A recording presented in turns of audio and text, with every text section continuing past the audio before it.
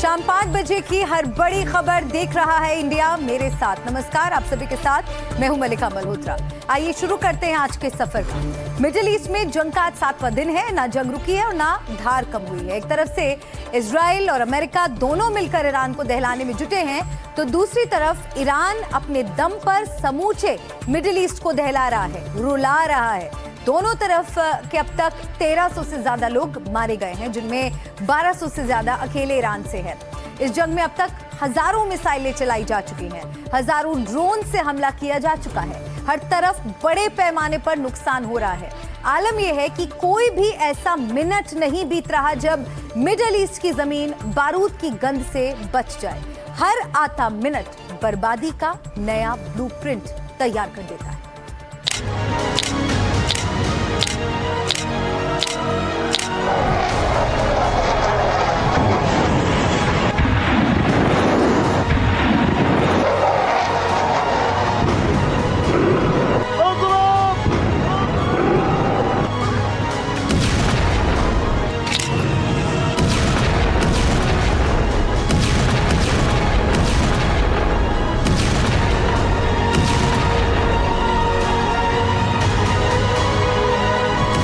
हर minute हमला, middle east का कोना कोना दहला।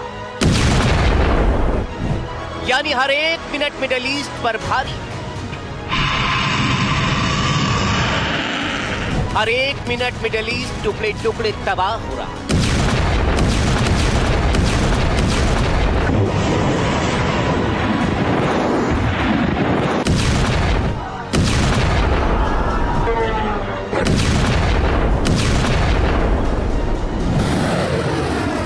सोचिए, आज युद्ध का 7वां दिन है और दावा किया जा रहा है कि अमेरिका और इजराइल ने 6 दिनों में ईरान पर 2600 से ज्यादा मिसाइल हमले किए, जबकि ईरान ने अब तक करीब 500 मिसाइलों से पलटवार किया है। यानी अगर दोनों तरफ के मिसाइल हमलों को ही दिनों में बांट दें तो हर दिन मिडिल ईस्ट में 517 मिसाइलें दागी गई। अगर इन्हें घंटे में बदल दें तो हर घंटे 22 से ज्यादा मिसाइल दागी गई। और अगर मिनट की बात करें तो हर 3 मिनट के अंदर मिडिल ईस्ट को एक मिसाइल ने दहला दिया।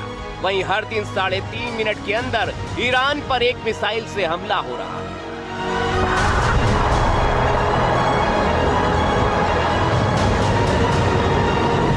और अगर इसमें ड्रोन समेत दूसरे अटैक को भी शामिल कर दें तो कुछ ही सेकंड के भीतर मिडिल ईस्ट की जमीन दहक जा रही है, धमाके से कांप जाती है। और ये दहक भड़कते भड़कते 14 देशों को अपनी चपेट में ले चुकी है। हालात ऐसे बन चुके हैं कि समूचा विश्व मिडिल ईस्ट की जमीन पर चल रहे बारूदी संग्राम से कांप रहा है।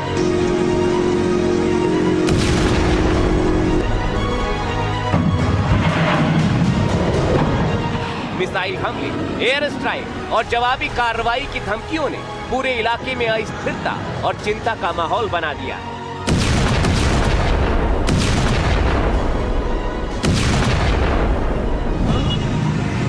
अमेरिका और इजराइल के हमलों के बीच ईरान किसी घायल शेर की तरह दहाड़ते हुए इजराइल से लेकर अमेरिका के बेस पर घातक हमले कर रहा है। 6 मार्च की सुबह ईरान ने फिर से कुवैत के अली अल सलेम एयरबेस को निशाना बनाया। इस धमाके के बाद वहां काला धुआं और तबाही का खौफनाक मंजर दिखाई दिया।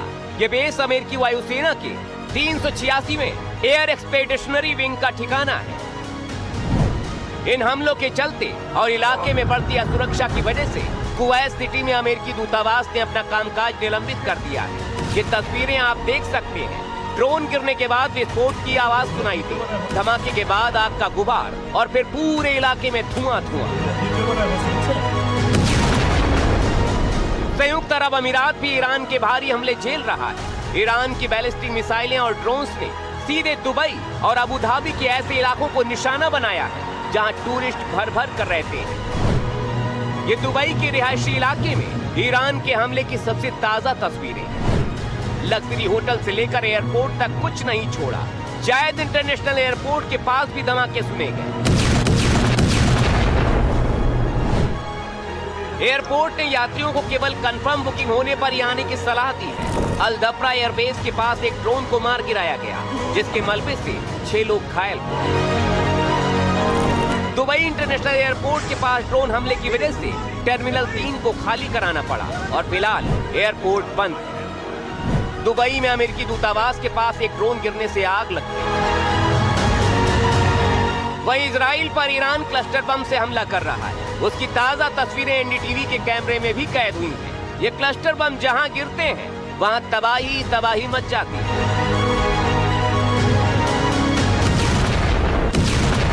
हालांकि इजराइल का आयरन डोम इनमें से तमाम हमलों को रोक ले रहा है, लेकिन उनमें से बचने वाले हमले इजराइल को दहला रहे हैं। जिस तरह से ईरान हमले कर रहा है, उससे अमेरिका के बेस वाले देशों में कोहराम मचा हुआ है। किसी को कुछ समझ में नहीं आ रहा कि आखिर आने वाले पल में कौन सी बिल्डिंग या कौन सा इलाका ईरान के प्रतिशोध की आग में खाक हो जाएगा।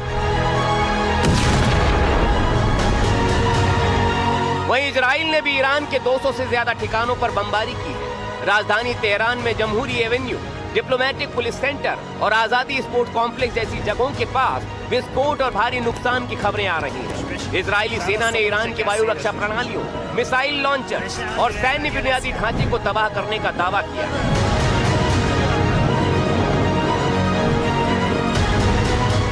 ये उसी दावे की ताजा तस्वीरें हैं जिनमें ईरान के 6 मिसाइल लॉन्चर्स को तबाह करने का दावा किया गया। दावा किया जा रहा है कि ईरान के 60% से ज्यादा मिसाइल लॉन्चर सेंटर्स को बर्बाद किया जा चुका है और इससे ईरान के हमले की क्षमता बहुत घट चुकी है।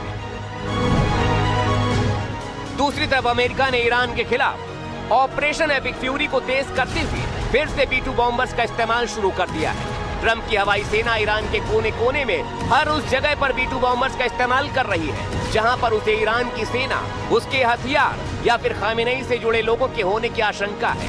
अमेरिकी सेंट्रल कमांड के मुताबिक ईरान को सबक सिखाने के लिए, उसे घुटनों पर लाने के लिए अमेरिका ने सिर्फ 3 दिन के भीतर ही 200 से ज्यादा पेनिट्रेटर बमों को B-2 बॉम्बर की मदद से ईरान की जमीन पर गिराया है, जिसमें एक बम 2000 पाउंड से भी ज्यादा बारूद के साथ फट रहा है।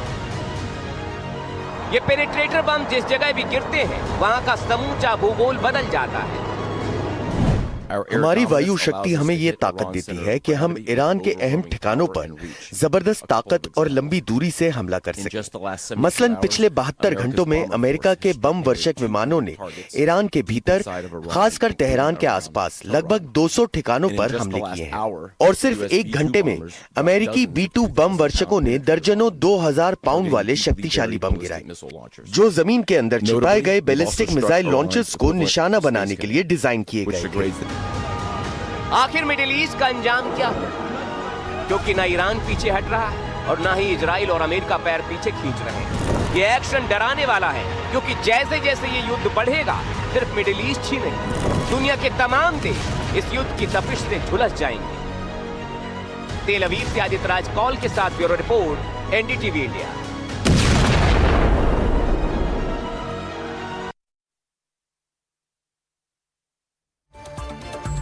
तो मिडिल ईस्ट का आसमान बारूद से दहक रहा है। हमने आपको बताया कि कैसे हर मिनट, हर सेकंड मिडिल ईस्ट में बारूद फट रहा है। अमेरिका ने ये जंग ठान तो ली, लेकिन ईरान के मुकाबले ये जंग अमेरिका को बहुत महंगी पड़ती दिख रही है। हम ऐसा क्यों कह रहे हैं? इसके पीछे कई कारण हैं। युद्ध में इस्तेमाल किए जा रहे हथियारों की कीमत, युद्ध का खर्च। एक तरफ ईरान के पास हमले का सबसे बड़ा साधन उसके ड्रोन है, तो वहीं अमेरिका से लेकर इजराइल तक सबसे ज्यादा मिसाइल पर भरोसा जता रहे हैं। जाहिर है युद्ध में बेहिसाब पैसे खर्च हो रहे हैं, लेकिन हिसाब किताब बता रहा है कि जंग में अमेरिका पैसों के लिहाज से फिलहाल बहुत घाटे में है।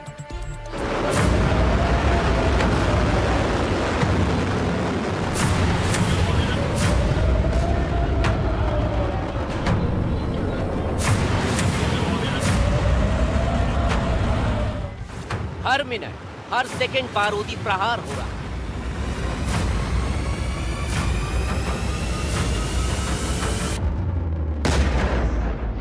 समूची मिडिल ईस्ट की जमीन बारूद से सुलग रही है। इस बारूदी संग्राम को छेड़ने में अब तक कई अरब रुपए बर्बाद हो चुके हैं और जो आंकड़े सामने आए हैं वो इस जंग में अमेरिका के लिए इसे अब तक घाटे का सौदा बता रहे हैं। मसलन अमेरिका ईरान पर हमला करने के लिए पैट्रियट PAC-3 और टॉमहॉक मिसाइलों का सीधे तौर पर इस्तेमाल कर रहा है।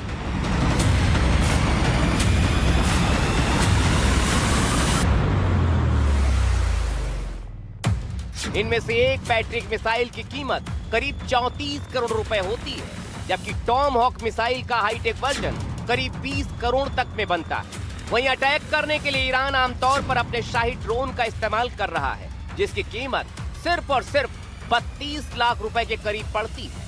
यानी अगर आप दोनों के अंतर को देखेंगे तो कहां 34 करोड़ और 20 करोड़ रुपए, और जवाब में हमले के लिए 32 लाख रुपए, यानी करीब 106 गुना कम कीमत में ईरान, अमेरिका और इजराइल दोनों को परेशान कर रहा है।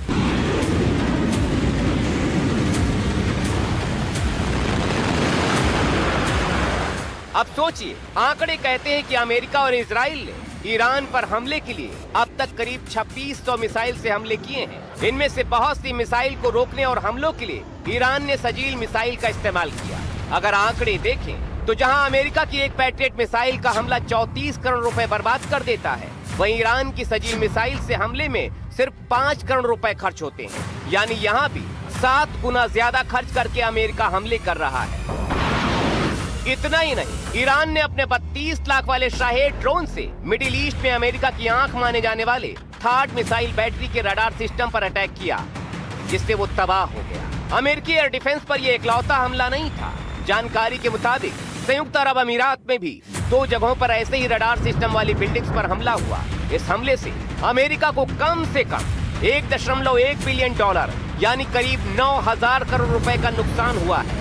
इसे अमेरिका की आंख इसलिए कहते हैं क्योंकि ये 5,000 किलोमीटर की रेंज में भी बैलिस्टिक मिसाइल और उपग्रहों को ट्रैक कर लेता है, लेकिन उस भारी भरकम रडार को ईरान ने बर्बाद कर दिया।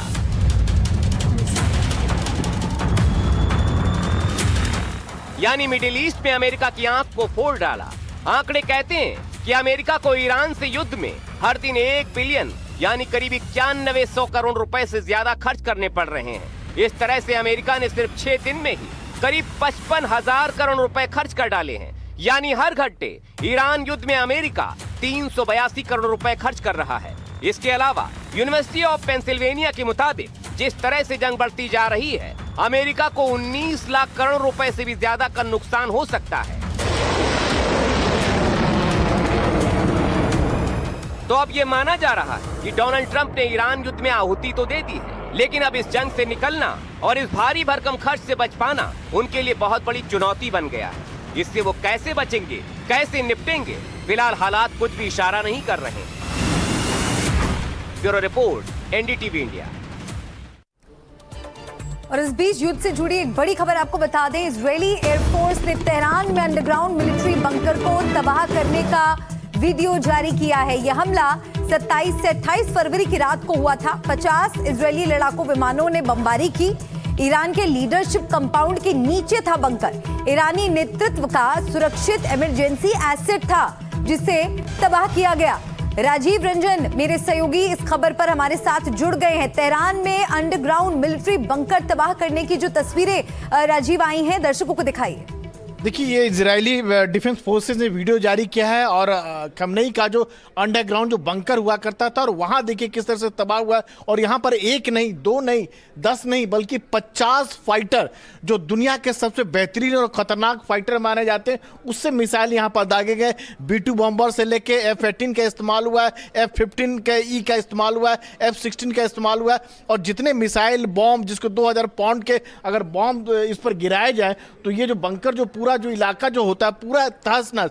यानी जो मिसाइल जिस तरह से दागे गए हैं, वो केवल जमीन के ऊपरी के हिस्सा के नहीं, बल्कि नीचे के हिस्सा काफी गहराई तक जाके पूरे इलाके को तबाह कर दिया। उसी का नतीजा रहा कि न केवल इस हमले में जो है खमनेई की मौत हुई, बल्कि उसके जो टॉप कमांडर थे, सारे लोग यहाँ पर मारे गए, उनके परिवार के लोग मारे गए। तो समझ सकते हैं कि जो हमला जो था कितना खतरनाक था। और सबसे बड़ी बात भी, जानकारी कितनी सटीक थी कि यहीं पर इसी जगह जो है खमनेई बैठे हुए अपने लोगों के साथ मीटिंग कर रहे हैं, और यहीं पर स्ट्राइक किया गया। 1 नहीं, 50 फाइटर से स्ट्राइक किया गया, और खमनेई और उसके टॉप कमांडर को भनक तक लगी, और पूरा जो बंकर जो है आप देख सकते हैं पूरी तरह से तबाह हो गया, बर्बाद हो गया। ये बिल्कुल राजीव, आप हमारे साथ बने रहिए। देखिए ये महत्वपूर्ण तस्वीरें राजीव यहाँ पर दर्शकों को दिखा रहे हैं। आपसे ये भी जानना चाहेंगे राजीव, क्योंकि इस तरह के इसे एक इमरजेंसी एसेट माना जा रहा है। तेहरान में अंडरग्राउंड मिलिट्री बंकर्स हैं और इस तरह के बंकर्स बहुत महत्वपूर्ण होते हैं अपनी सुरक्षा के लिए।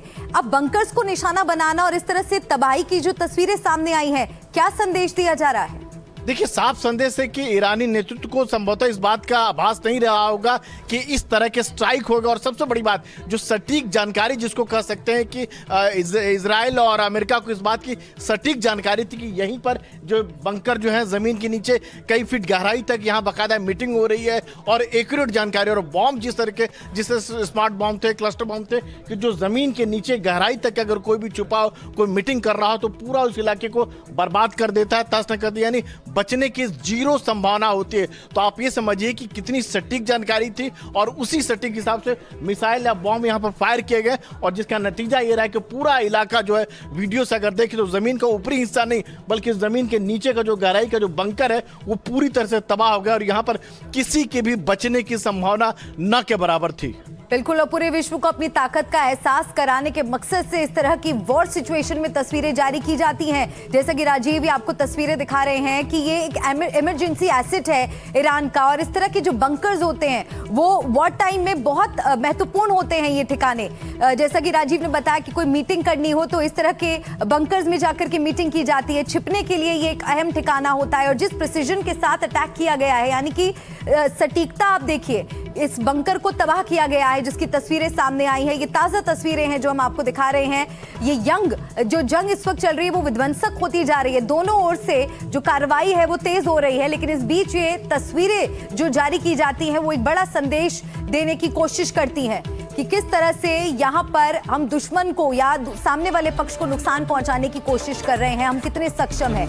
यूएस, इजराइल और ईरान के बीच छिड़े इस युद्ध में मिसाइलों और ड्रोन्स के साथ धमकियों की भी बौछार हो रही है। एक तरफ ट्रंप मौत की धमकी देते हुए ईरान से सरेंडर करने के लिए कह रहे हैं, तो वहीं ईरान कह रहा है कि हमें ना सीज फायर करना है, ना ही कोई बातचीत।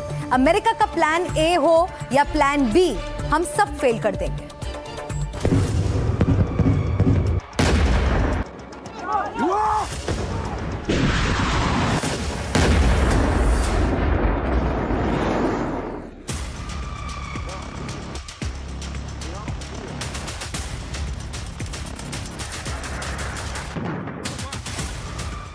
डाल दो हथियार।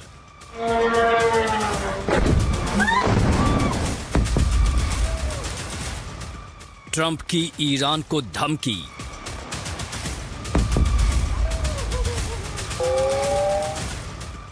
नहीं करेंगे युद्ध विराम।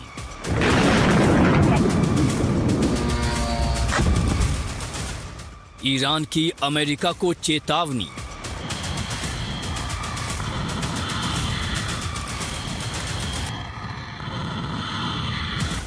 धमकियों से कांपता मिडिल ईस्ट।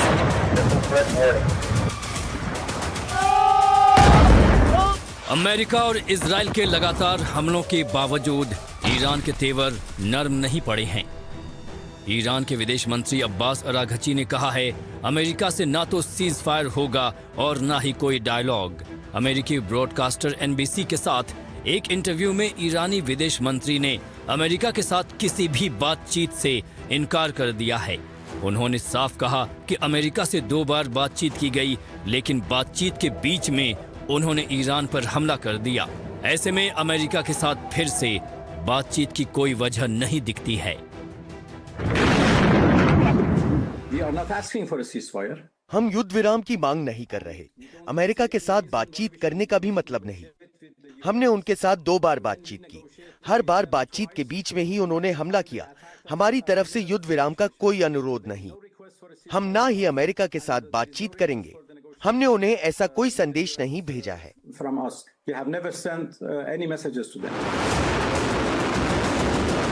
अमेरिका और इजराइल के साथ चल रही जंग में ईरान पूरी टक्कर ले रहा है।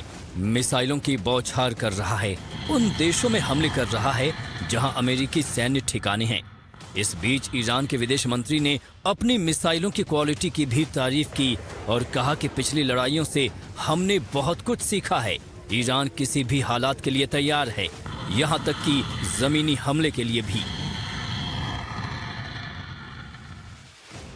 ईरान के विदेश मंत्री अब्बास अराघची ने अमेरिकी राष्ट्रपति डोनाल्ड ट्रंप को चेतावनी देते हुए सोशल मीडिया प्लेटफॉर्म एक्स पर कड़ा संदेश जारी किया।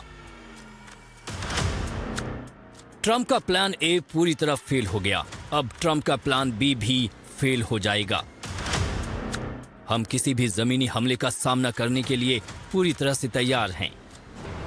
ईरान में ताबड़तोड़ बमबारी के बीच अमेरिकी राष्ट्रपति डोनाल्ड ट्रंप ने ईरानी इस्लामिक रेवोल्यूशनरी गार्ड्स कॉर्प्स से हथियार डालने को कहा। ट्रंप ने कहा, अगर वो सरेंडर करते हैं तो उन्हें माफ कर दिया जाएगा, नहीं तो मौत का सामना करने के लिए तैयार हो जाएं।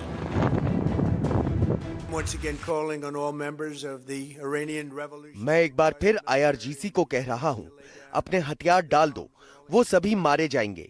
ईरानी जनता के लिए खड़े होने का वक्त है, अपने देश को वापस लेने का वक्त है। जो लोग सरेंडर करेंगे उन्हें सुरक्षा मिलेगी, वरना मौत का सामना करना पड़ेगा। Absolutely guaranteed death, and I don't want to see that. Trump का मकसद ईरान में सत्ता परिवर्तन करना है। खामनेई की मौत के बाद जब उनके बेटे मुज्तबा खामनेई को पिता की कुर्सी पर बिठाया गया तो ट्रंप ने साफ कह दिया कि पुरानी सोच वाला एक भी नेता ईरान में मंजूर नहीं है। एक इंटरव्यू में ट्रंप ने ईरान के हालात की तुलना वेनेजुएला से कर दी है। ट्रंप ने कहा कि जैसा वेनेजुएला में हुआ यहाँ भी वैसा ही होगा। जैसा वहाँ के सत्ता के लिए संघर्ष हुआ था, ईरान में भी ऐसा हो सकता है। ईरान ने अपनी नीतियां नहीं बदली तो अमेरिका पूरी तरह हस्तक्षेप करेगा। हमें ईरान में अपनी पसंद का नेतृत्व चाहिए। इस युद्ध में अमेरिका की अर्थव्यवस्था को भी भारी नुकसान हो रहा है। आंकड़ों के मुताबिक हमले के पहले ही 24 घंटे में अमेरिका को करीब $779 मिलियन यानी लगभग 6,900 करोड़ रुपए खर्च करने पड़े थे।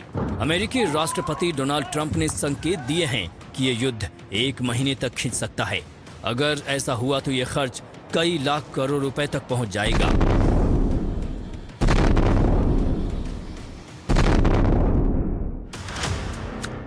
ईरान के साथ चल रहे इस युद्ध में अमेरिका के हर दिन 8,300 करोड़ रुपए खर्च हो रहे हैं। हर दिन का खर्च इतना है कि कई छोटे देशों का ये साल भर का बजट होता है। गुरुवार तक अमेरिका के 47,000 करोड़ रुपए इस युद्ध में खर्च हो चुके हैं।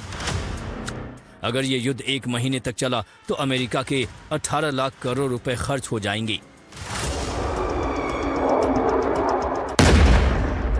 फिलहाल अमेरिका और ईरान दोनों एक दूसरे को धमकियां दे रहे हैं।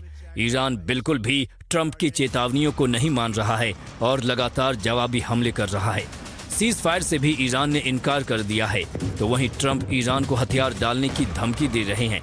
इस सब के बीच ये युद्ध अब 14 देशों तक पहुंच चुका है और काफी तबाही मचा रहा है। Bureau report, NDTV India. और इजराइल से अभी की बड़ी खबर आपको बता दें, युद्ध के हालात के बीच नेतन्याहू की अहम बैठक। नेतन्याहू रक्षा विशेषज्ञों के साथ बैठक कर रहे हैं। इजराइल की सुरक्षा की समीक्षा जारी है।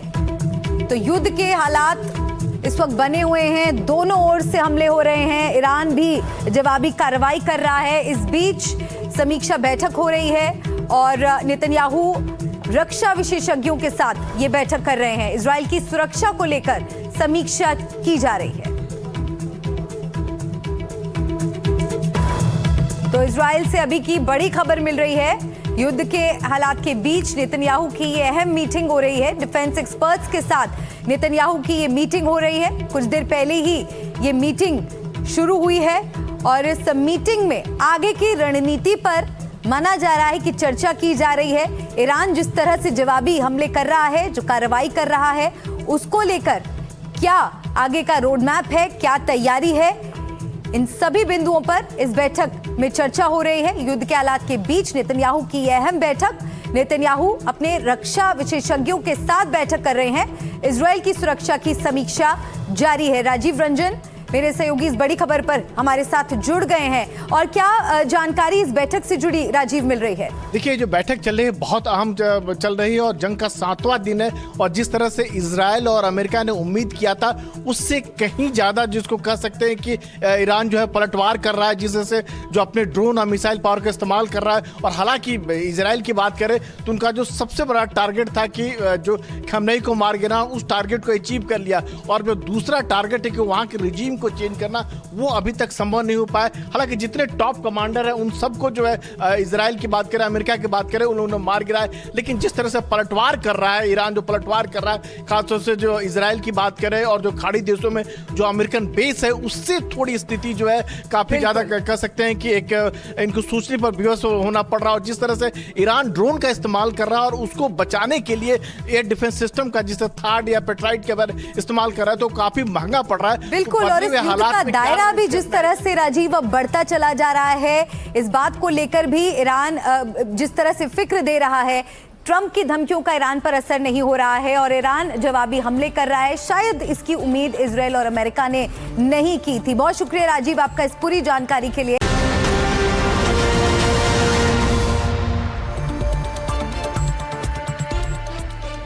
और आइए देख रहा है इंडिया में आगे बढ़ते हैं और अब बात करते हैं मिडिल ईस्ट की। कैसे इस महायुद्ध का जो दायरा है वो बढ़ता चला जा रहा है। मिडिल ईस्ट में युद्ध लगातार भड़कता जा रहा है। ये युद्ध कई मोर्चों पर चल रहा है। इजराइल की सेना ने दक्षिणी लेबनान में हिजबुल्लाह के ठिकानों को निशाना बनाते हुए जमीनी घुसपैठ शुरू कर दी है। इसके बाद हिजबुल्लाह ने भी साफ कर दिया है कि इजराइल की ये हरकत बर्दाश्त नहीं की जाएगी। सवाल ये उठता है कि आखिर हिजबुल्लाह को ताकत वाला बूस्टर मिला कहां से है?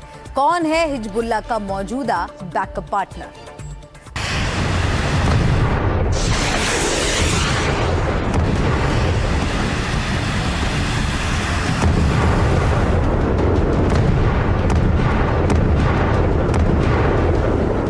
लेबनान में घुसती इजरायली सेना, हिजबुल्लाह के खिलाफ जमीनी हमला, लेबनान सीमा पर टैंकों के काफिले, इजराइल और ईरान के बीच जारी युद्ध के 7वें दिन आईडीएफ दक्षिणी लेबनान की सीमा में प्रवेश कर चुकी है। इसे हिजबुल्लाह के खिलाफ एक बड़े जमीनी हमले की शुरुआत माना जा रहा है। टैंकों के बड़े काफिले ने लेबनान सीमा को पार किया है। इजराइल ने दक्षिणी लेबनान के 25 गांवों के निवासियों को तुरंत सुरक्षित स्थानों पर चले जाने की चेतावनी जारी की है। इजरायली टैंक लेबनान सीमा पर पहुंच चुके हैं। हर तरफ तनाव है, हालात बेहद गंभीर है। इजराइल की सेना ने गुरुवार को कहा कि उसने लेबनान की राजधानी बेरूत में ईरान समर्थित समूह पर हमला किया है। बेरूत में इजराइल लगातार एयर स्ट्राइक कर रहा है। 6 मार्च की सुबह भी बेरूत के कई रिहायशी इलाकों में धमाके सुने गए।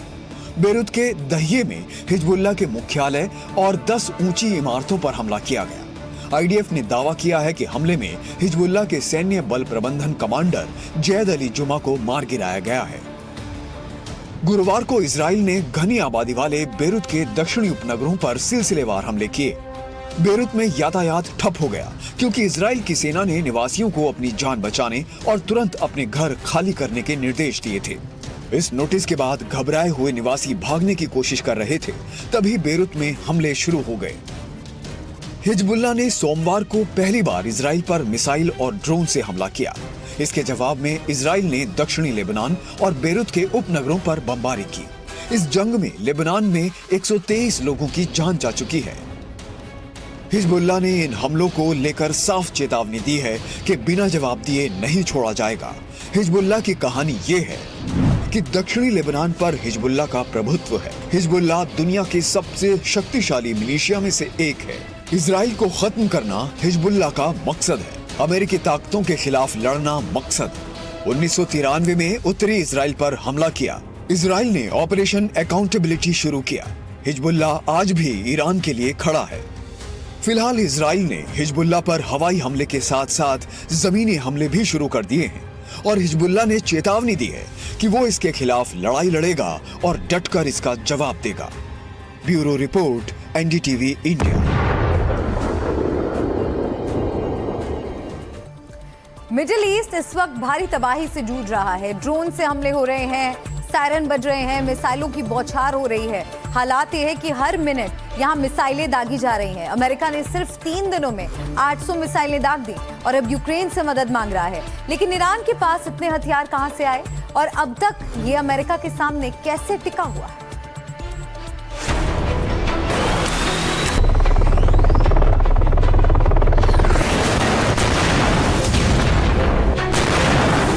ईरान के पास आखिर कितनी ताकत? आखिर वो अमेरिका के सामने अब तक टिका हुआ कैसे? 3 दिन में अमेरिका ने ईरान पर 800 मिसाइलें दाग दी।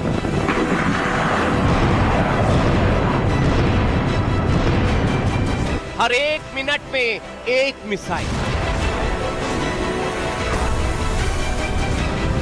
तबाह होता मिडिल ईस्ट। कहीं मिसाइलें, कहीं ड्रोन, कहीं धमाके। मिडिल ईस्ट में इन दिनों इसी तरह का मंजर। ईरान, इजराइल, अमेरिका के बीच का युद्ध कई देशों तक फैल चुका है। हाल ये है कि मिडिल ईस्ट में लगभग हर मिनट मिसाइलें गिर रही, लगातार सायरन बज रहे हैं और इन सब के बीच दुनिया हैरान परेशान। असल में यूक्रेन के राष्ट्रपति जेलेंस्की ने 5 मार्च को एक ब्रीफिंग में बताया कि मिडिल ईस्ट में ईरान के हमलों को रोकने के लिए केवल 3 दिनों में अमेरिका और उसके सहयोगियों ने 800 से ज्यादा मिसाइलें दाग डाली। अब आप सोचिए कि किस कदर मिडिल ईस्ट में मिसाइलों की बौछार हो रही है। जेलेंस्की ने इस बात पर आश्चर्य और चिंता जताई कि जितनी मिसाइलें मिडिल ईस्ट में 3 दिनों में इस्तेमाल हो गईं, उतनी तो यूक्रेन को 2022 में युद्ध शुरू होने के बाद से अब तक नहीं मिली।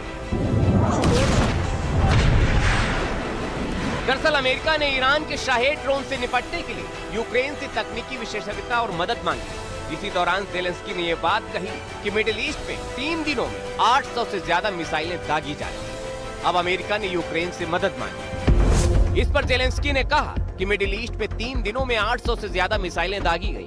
अमेरिका ने ईरान के शाहेद ड्रोन से निपटने के लिए उनसे मदद मांगी है और अगर उनकी सुरक्षा प्रभावित न हो तो वो मदद करेंगे। जो यूक्रेन की मदद करते हैं वो उन लोगों को बचाने में मदद करते हैं। लेकिन इन सब के बीच ईरान आखिर अमेरिका के सामने अब तक टिका हुआ कैसे है? ईरान के पास कितनी ताकत है, अब वो जान लीजिए।